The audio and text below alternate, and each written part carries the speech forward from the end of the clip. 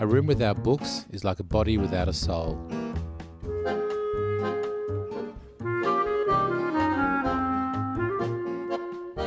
Hello, welcome to Sundoku, the podcast for anyone who can't resist a good read.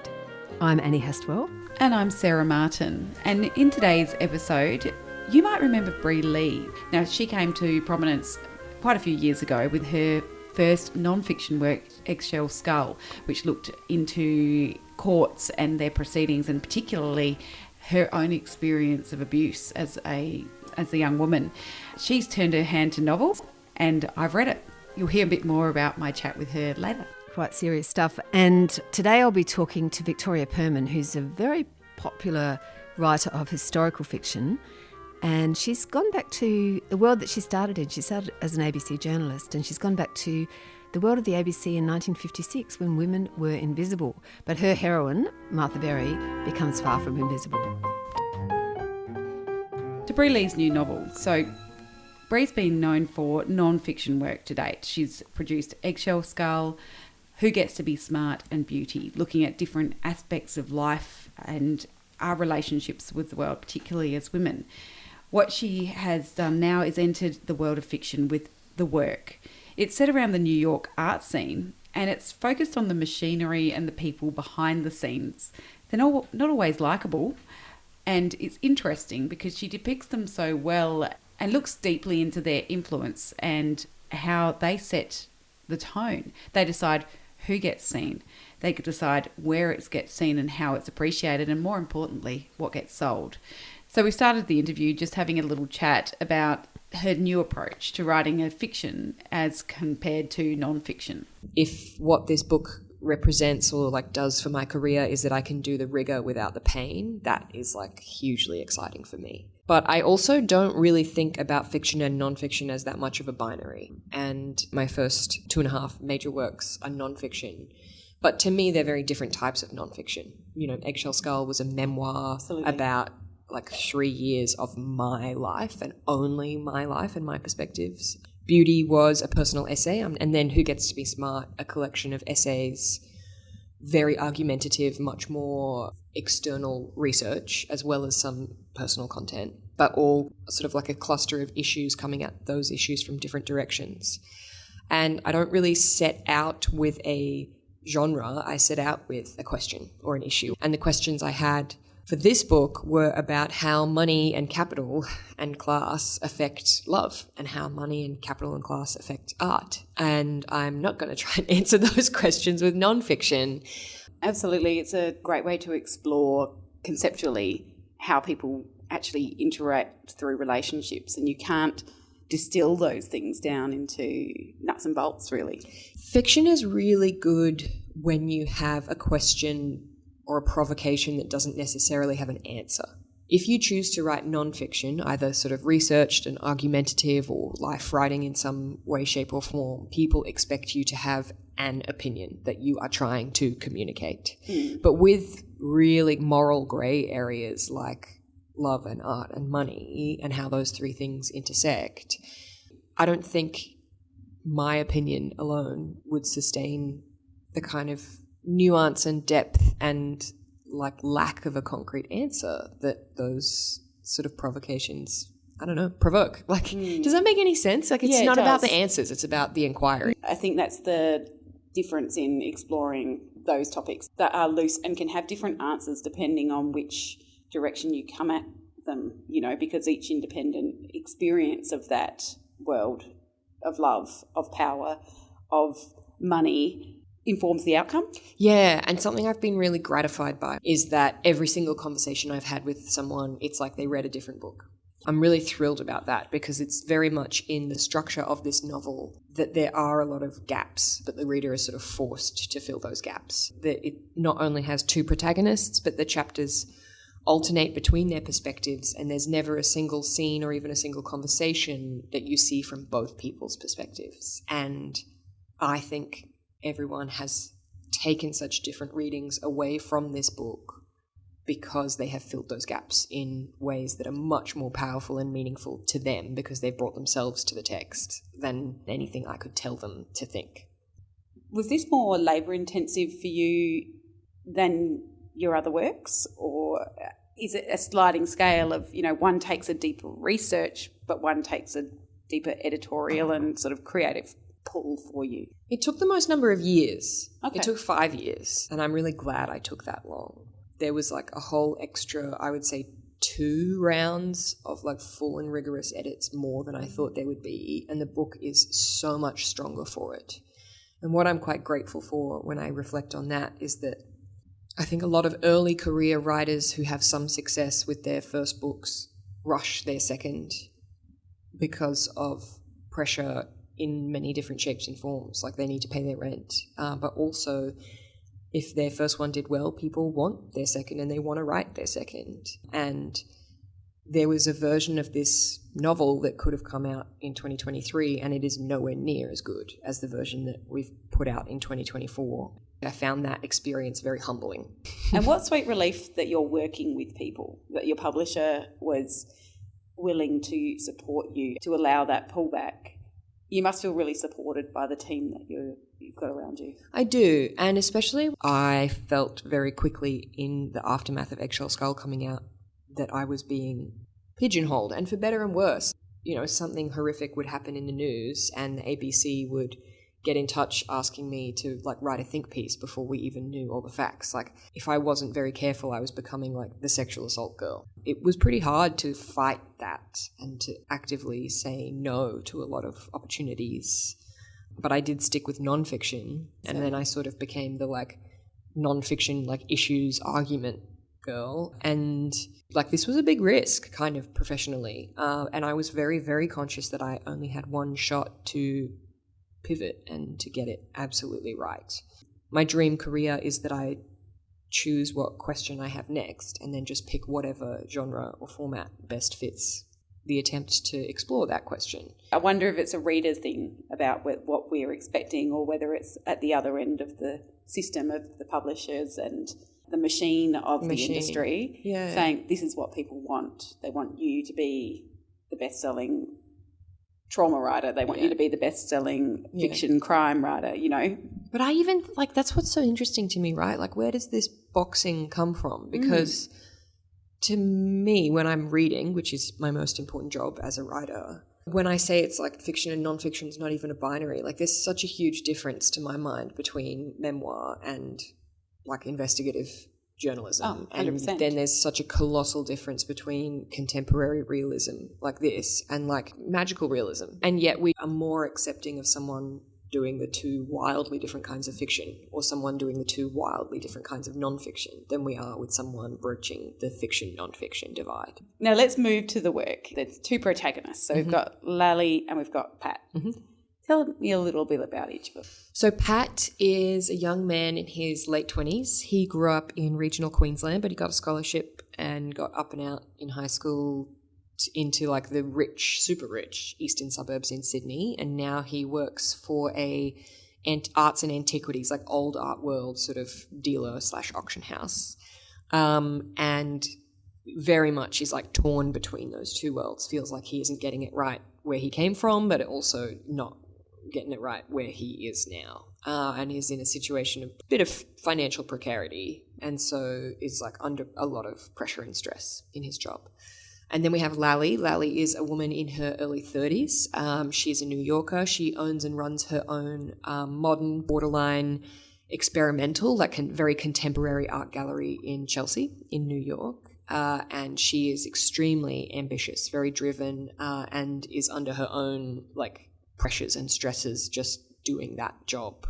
They live their separate lives, and then they happen to cross paths in New York at the Armory show, and the sparks fly. It is that real world thing where sometimes a shared interest brings people together that just wouldn't meet in other contexts. Yes. And so their stories are so significantly different, not just across the globe, but just their class and cultural experience as well. Yeah, and so like what this sort of push-pull is for them, which you see a lot in the dialogue in particular, is they both love art, but they love such different types of art that they have like enough of a shared language, which is a sufficient enough niche to sort of keep them magnet pulling toward each other, but then they have opinions that differ quite a lot that like push them from each other. And so that's where a lot of that tension, I guess, comes from.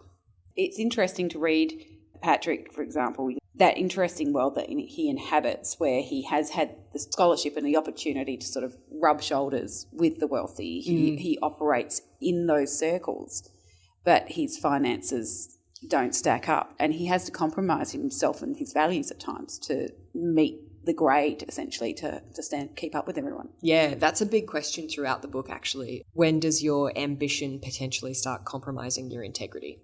You know, you find out pretty early in the book, it's not giving anything away, that Pat gets this decent job at this auction house, and off the back of that, he signs a lease to finally get out of the kind of like string of shitty share houses that he's been in. You know, he's finally feels like he's done his dues and he gets his own apartment, but he's on probation at work. You know, he has to demonstrate his worth to his superiors for whatever it is, 3 or 6 months. And if he loses his job when he's on probation, he can't pay his rent.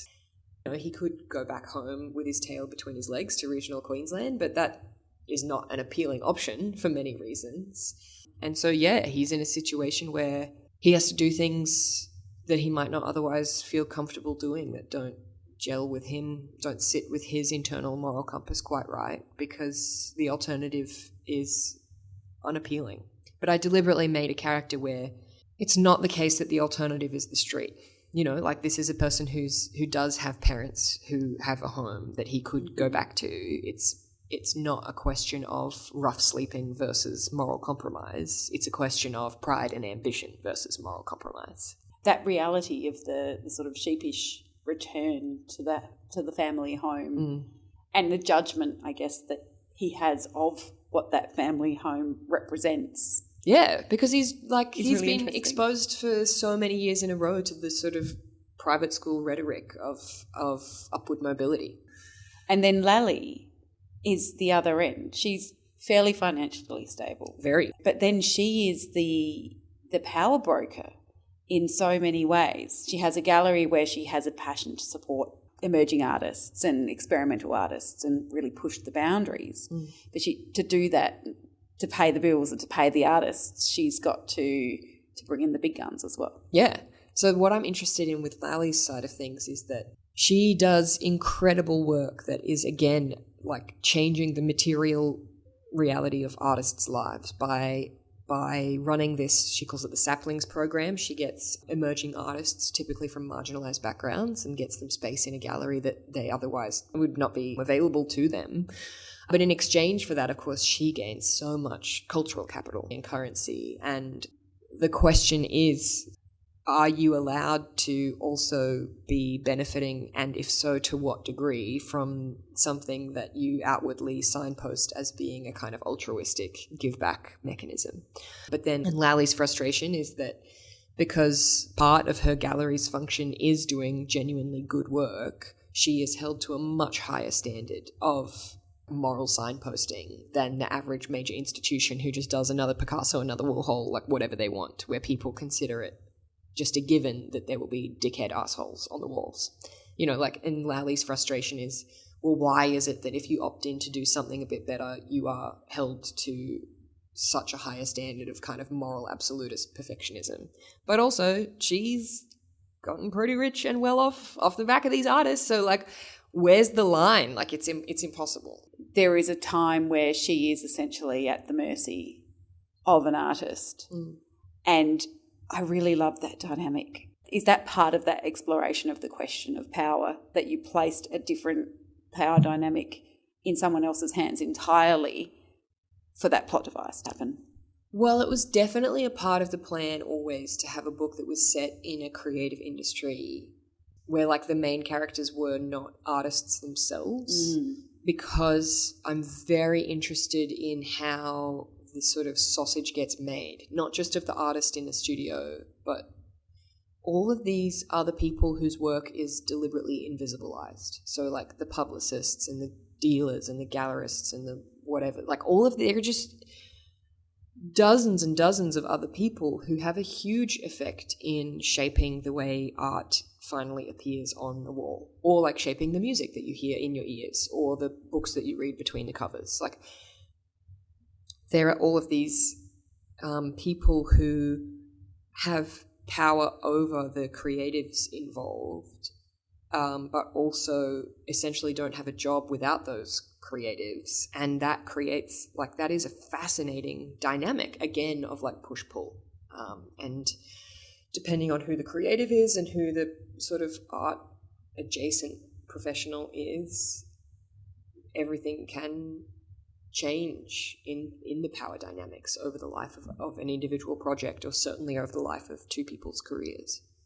I like how it incorporates social media on the drive that has in the professional lives and personal lives of Lally and Pat, incorporating that so significantly. I feel it gives another layer of narrative.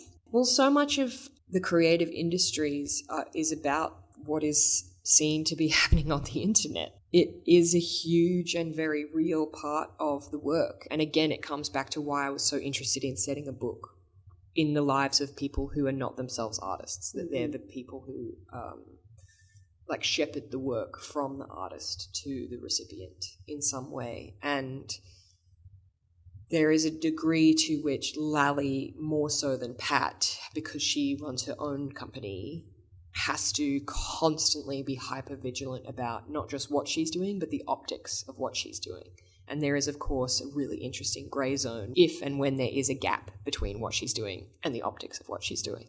Pat and Lally are living on other sides of the world. So the way they even keep tabs on each other and connect with each other is through those same devices. Yeah, and I really deliberately wanted the two characters to have a relationship via distance, because one of the recurring things in book is like questions about agency and intent in image making, like how we take photos and videos of ourselves, how we take photos and videos of other people, how we know each other professionally through images, and how we know each other personally through images, and how we know each other artistically through images. Like, there are so many ways in which people do and don't have control over their images of themselves in this book, in all of these different ways. Like, that was definitely something I wanted to weave very kind of intrinsically into the narrative and into these people's lives, because that is, I think, the reality of most people's lives in the 21st century.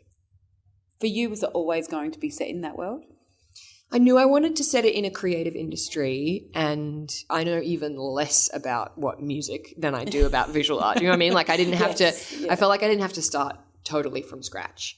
And in visual art, in more so than, say, something like music, to my knowledge, most people are able to quite quickly and easily conjure up really competing images of so-called old art and so-called new art. People have opinions about dead old Europeans making oil paintings, and ideas about like crazy, absurd contemporary artists doing kooky performance art that shouldn't get funding. It's a ripe arena. Absolutely. You can set up a dynamic between them really easily. Well, the work is ideal because it talks about the art, it talks about all the functions beneath it, but it also talks about you as an author.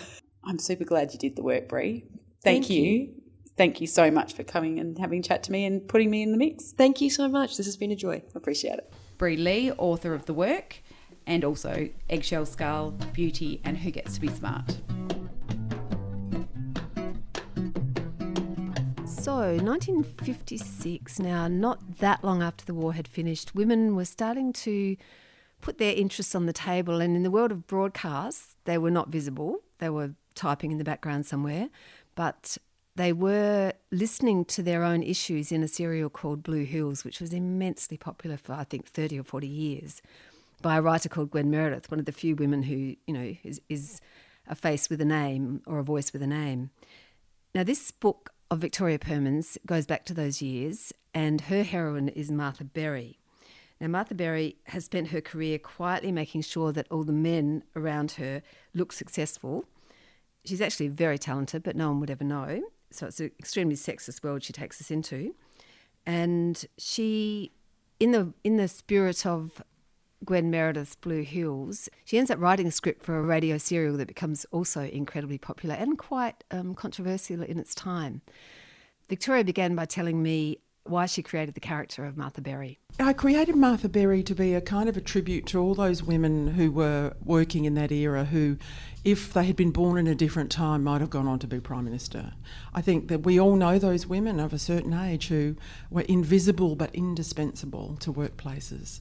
And I saw that in the life of my mother-in-law, who's passed away, and my own mother, that if they'd had chances, if society had been different, they might have done so much more with their lives and been more fulfilled.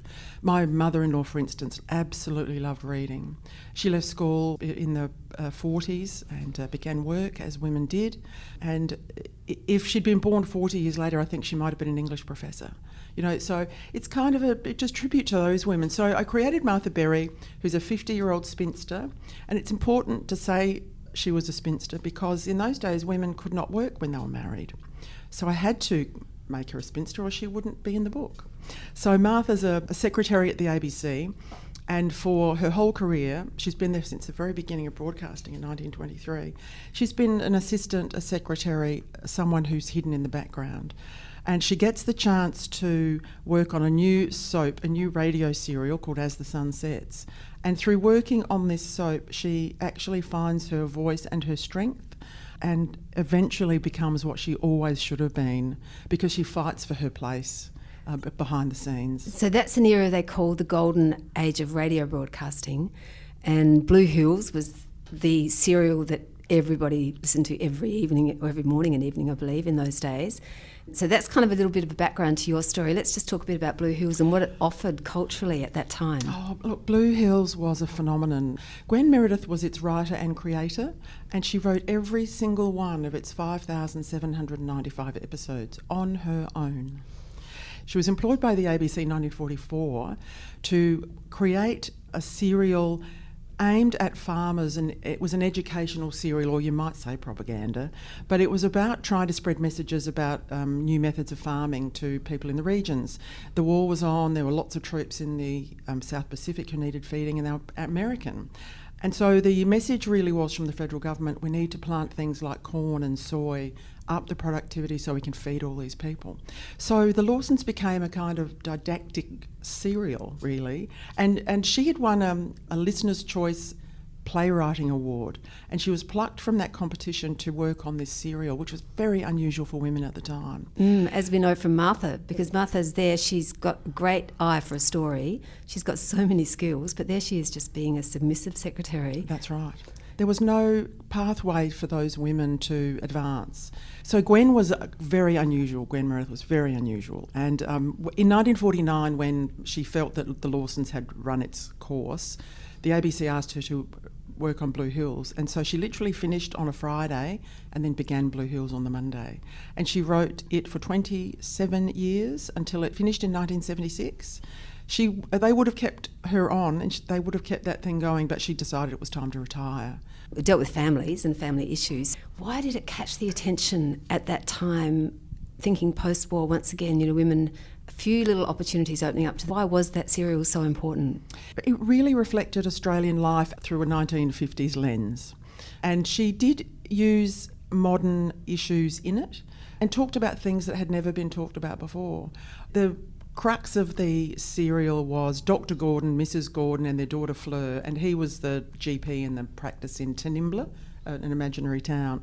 And then it sprawled out and there were multiple characters. And Fleur was the daughter and she was a bit flighty. She was the kind of antagonist in a way. And when she got married to the long-suffering Jack, as he was described, they were unable to have a child. So she incorporated stories about infertility. And people latched onto it because it felt real. And unusually for that era, the actors spoke those roles with an Australian accent, not that sort of received pronunciation, that hello, welcome to the ABC, that kind of accent. And I've listened to some of the episodes that remain, and you can hear the Australian accent in it. So when you set about to get Martha writing, because she has this hopeless boss, tell us about him. Well, the invisible but indispensable Martha is sent to train up a increasingly younger and younger cohort of men who get the creative roles in the organisation. Her latest boss is Quentin Quinn, who's basically plucked straight from university because he knows people, and she's there to teach him the ropes, which makes her furious, but she doesn't say anything because women didn't. So Quentin Quinn, for reasons I'd love readers to discover when they read the book, he's just failing at his job massively. But she doesn't want to lose this chance to work on this show because she knows how important Blue Hills, for instance, is to the women in her own life, and she knows the power of the radio serial.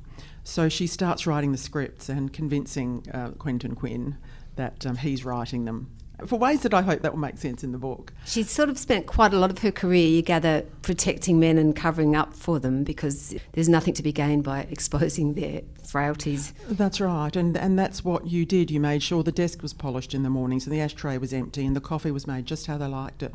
And that's how the men in power liked it. Women did progress in the ABC in that era, but in very specific career paths, education and behind the scenes in drama, like Gwen Meredith. There were multiple women who wrote for the Broadcasting Commission, as it was then, and in the commercial drama space as well. Grace Gibson Productions produced in its lifetime, in the heyday, 30,000 hours of radio serials, including Portia Face's Life and Dr. Paul. For people of a certain era, they'll know those soaps. And so Grace Gibson was incredible, and she employed a lot of women to write those programs.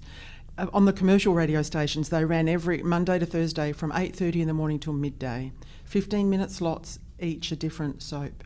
It was such a golden age for the radio serial, obviously, but television was waiting in the wings, and that's where your book is set at the cusp of that time. Yes, I picked 1956 specifically because TV was coming at the end of that year when the Olympics were on in Melbourne. That was the first big event being broadcast on TV. Now, the penetration of televisions into households was not high. They were very expensive. But as the months and years passed, TV became ubiquitous, and despite the fears of some that it would stop people talking to each other and stop people reading books. And then advertisers drifted, at least from the commercial radio stations, to commercial television. And all those soaps that people loved just stopped being produced. And the stations went to music formats, all music formats, which we're very familiar with today. Oh, yes, and also they condensed everything to make it so they could employ less people, like in commercial radio, where they can just record the infills between the songs and go home after half an hour, things like that. And radio drama was expensive because it had writers, it had a studio, it had actors. The cast for Blue Hills there were more than 20 recurring characters. So, yes, high cost. What you've done with your book is like use what Martha was writing to carry the story along. So you had to actually write a little drama yourself. I did, and it was so much fun because as authors we're always looking at ways to keep the writing fresh for ourselves but also to keep it fresh for the audience. And when they turn the page and see a radio script, I hope they go, oh, this is fun. I did that because I wanted to reflect that Martha, as the writer and creator, was bringing her own life experiences into the soap. They were called soaps, interestingly, because when they first aired in the United States, they were sponsored by soap flake companies. I found it fascinating, that idea of, weep while you sweep, which is what Weep they called. Yes, some weep of these while you sweep dramas aimed at women, so the advertisers loved them because they knew that audience. As someone who's worked in radio, I feel sometimes things haven't changed a great deal because there's still this assumption that someone is at home vacuuming during the day, so the programming comes down and becomes more gentle and less political, then revs up as the blokes are driving home. That's always been the theory, hasn't it? And I think you probably see that reflected in the types of programming that are on air. Now, we do want to break from the relentless politics. I think that's a good idea. And sometimes we don't want to be, battered about the ears by all the terrible things happening in the world. Of course, journalists, that's the job of journalists and broadcasters. So sometimes we want to talk about gardening. We all love the gardening show on a Saturday morning on various stations, so to give us a break. But radio certainly changed from that point on, as many of the talent too drifted into television.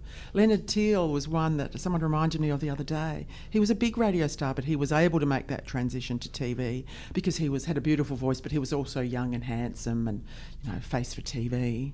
Some of them probably had a face for radio, and then their careers ended.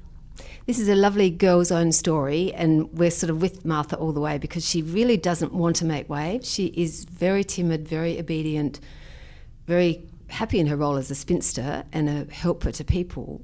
But she comes out of herself with the help of some younger women. Can you tell me a little bit about that part of the plot? Yes, I wanted her to find her voice but then want to give that voice to other women in the workplace. I've never been backward and coming forward myself, but I lived in an era where that was, if not encouraged, put up with raised eyebrows by the men in power, because they knew it wasn't just me. I mean, there was a generation of women. I kind of came of age in the 80s, and I was in that first wave of newsrooms, certainly in Adelaide anyway, where younger women were being employed, winning cadetships and coming into the newsrooms. And we were the young ones, we were the bolshy ones. So it certainly wasn't unusual. But back in her day, her place was to call her boss Mr. Rutherford, not by first name. And there was that women were told their place and they didn't know how to break out of that. It wasn't that women were submissive. Women were furious about the way they were treated.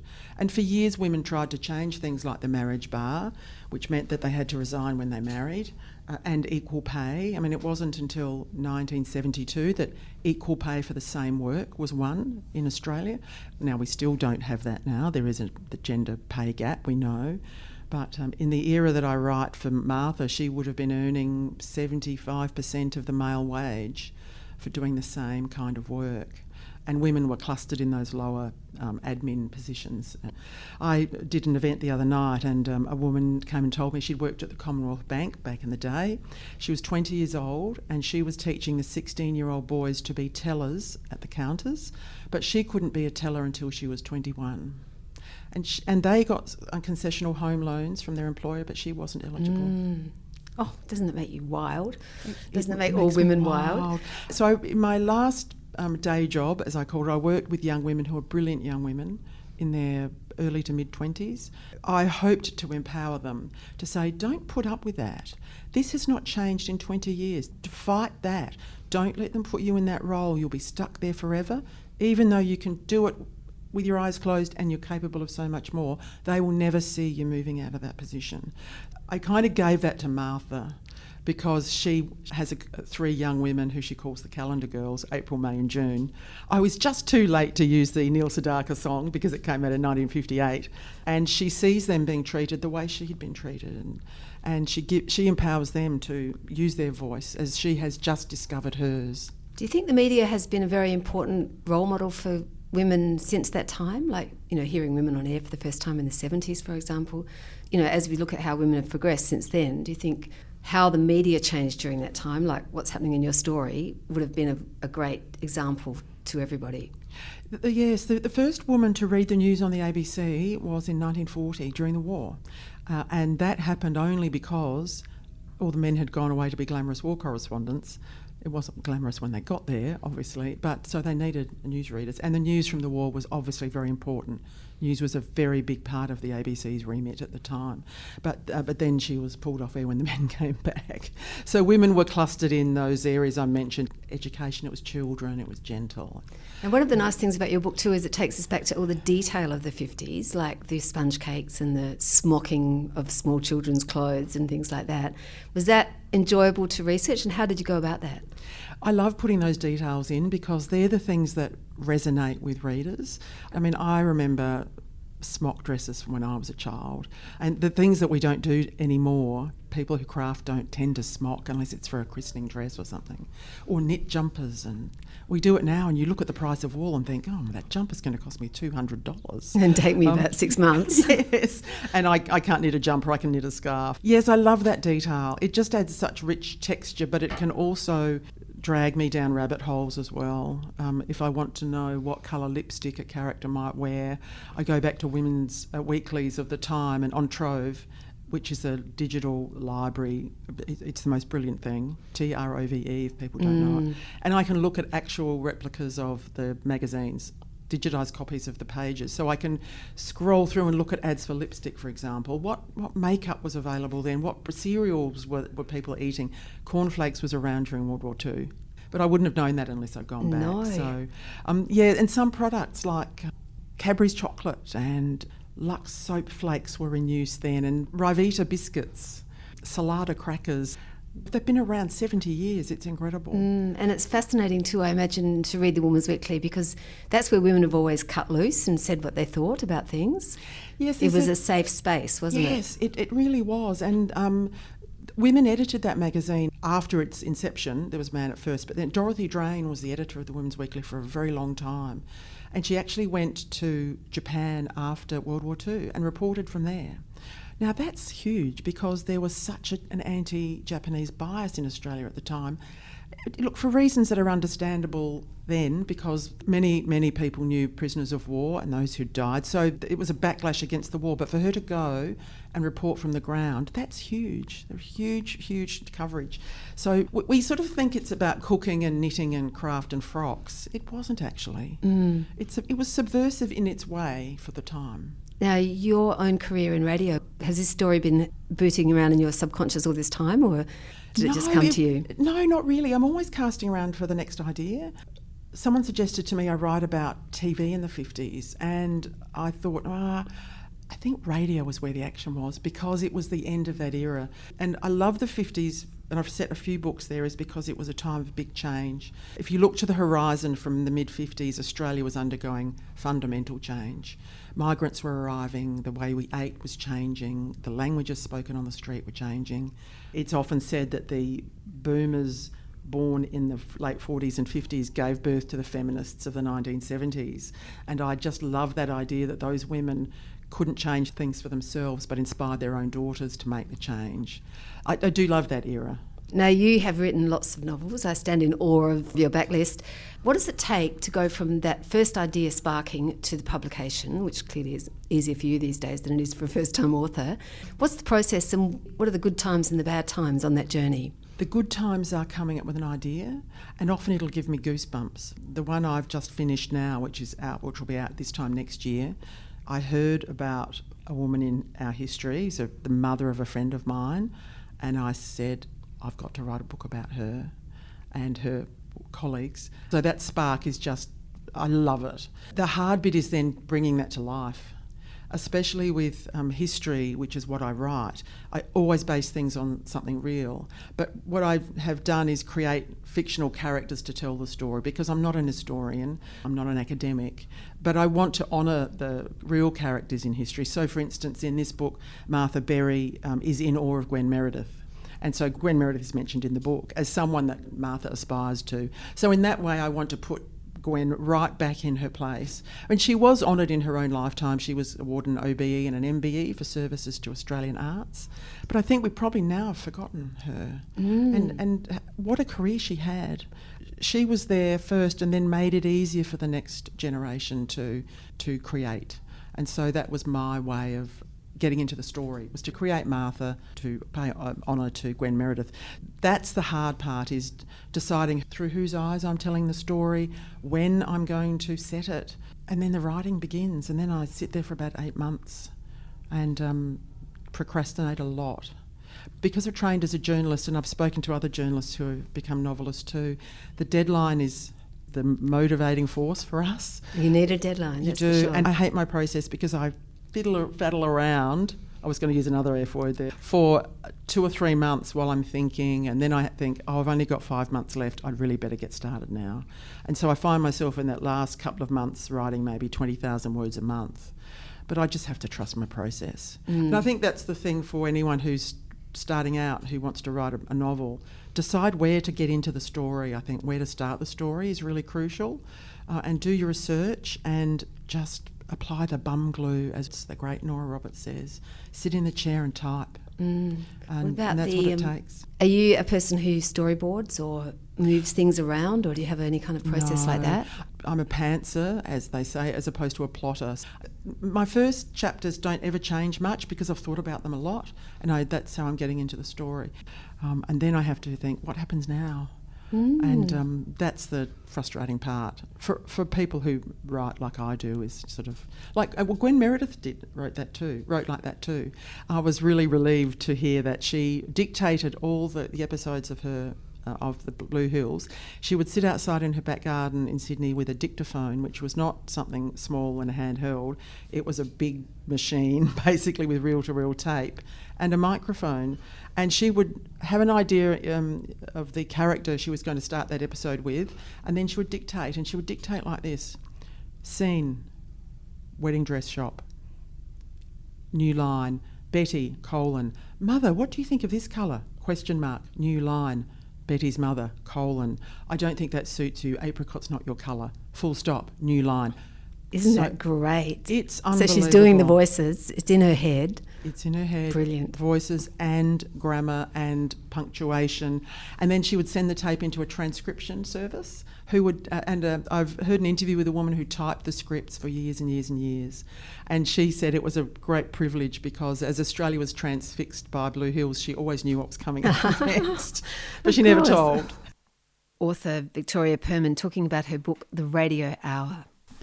It's so fascinating to hear the changing attitudes of women throughout that period, you know, and how they weren't willing to settle back into the boxes that they'd been placed in before wartime. No, and I think it's interesting too that it was, you and I have both worked in broadcast for many years, and we know that it was a bloke's world because it was all about technology. Now it's quite a different world, but it took a long time for women to find their place work-wise, but also to have their interests talked about, because if you've got an all-male workforce, you don't get those interests put on the table. So these radio serials in the 1950s were a sort of quiet way of women's interests being put out there. Quietly groundbreaking. Quietly groundbreaking, that's a nice phrase, yes. It's so good to hear how different people's reading habits are, isn't it, Sarah? It sure is. What have you been reading lately, Annie? Well, having said that, I'm probably reading the book that everybody has been reading since the Booker Prize was announced, and it wasn't the winner. It was shortlisted, and it's called The Bee Sting. And the funny thing about this book is when I was reading it, I was totally absorbed. And if I met anybody who had also read it, and I was so keen to talk about it, you know, when you have a book like that, and they'd say, have you finished it yet? And I'd say no. And then they would just say nothing. They wouldn't talk about it. And I thought, what is it about this book? What is it about the ending? And I'm not going to say a word because you haven't read it either. But it's such an amazing, rollicking, tragicomedy, Irish. It's a fascinating book. That sounds amazing. And like I said, I did try and get some more information out of Annie before we started recording, and she wouldn't give me a thing because I've just heard so much of a vibe around it, and people love it or hate it, and I'm ready for it, Annie. I really am. Well, you'll love what I've been digging into because this is something we've talked about before, and it's not a new book by any dreams. In fact, it's one that I borrowed off your bookshelf, which is The Remains of the Day by Kazuo Ishiguro. My gosh, it's breathtaking in its simplicity and setting and beauty. Just the story from a butler's perspective. You know, if you told me it was by any other author, I may not have picked that up but because of the beauty of the writing, I was in love with it. And the fact that it highlights that era between the wars, which is so interesting and so complex, and over the years has become reduced to, we just think it's about the rise of Hitler and nothing else. We don't realise how much more was going on in those days. Absolutely, really digging into sort of on the periphery of all of the negotiations and diplomacy and conversation that was going on in the background without detail, but just a subtle observer's view, which, I think it just has done so well. I loved it. Well, Sarah, come to my bookshelf because I have a lot more Ishiguro books there, and I'm a fan of every single one, except perhaps his first, which was, I loved it, but it was just completely bamboozling. It's the most difficult book I've ever read, I think. Oh, really? But every other one has just been amazing. Well, I've got Clara and the Sun as my next read from him, so I'll let you know how that goes.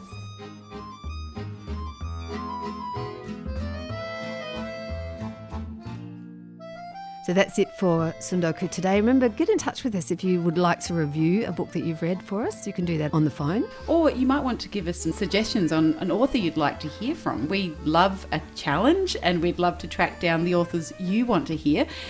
You can do that by sending us a message on Facebook or Instagram, or you can email us at sundokukast, tsundokukast@gmail.com. And Sarah, that's it for today. We have to get back together soon and talk books, Annie.